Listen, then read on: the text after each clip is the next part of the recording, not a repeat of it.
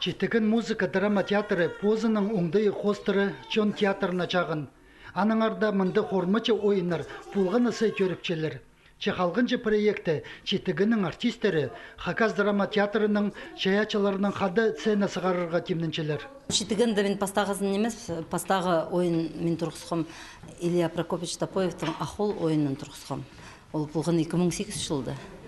Ампу екінші ойыны мен сақчым көргізілерге біздің шақсытылас бар, біздің на драматург төріп барған анзы Хакас драма театрындағы Кирилл Георгиевич Солтырековтың ойыны алтын арық. Сюжет хостыры садығы жайыпшы сөз жылмының алындағы чүқтасар кірпарча.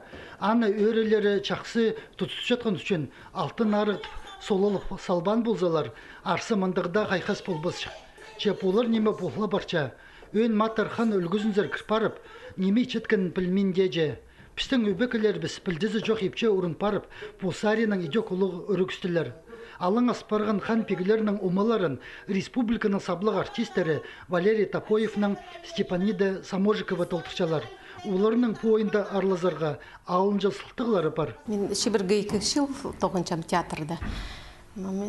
Ойнам, қажында пьесалар, Түгін жихан, Хуғатта қызы, Ахолда, басқа Абақай пақтады.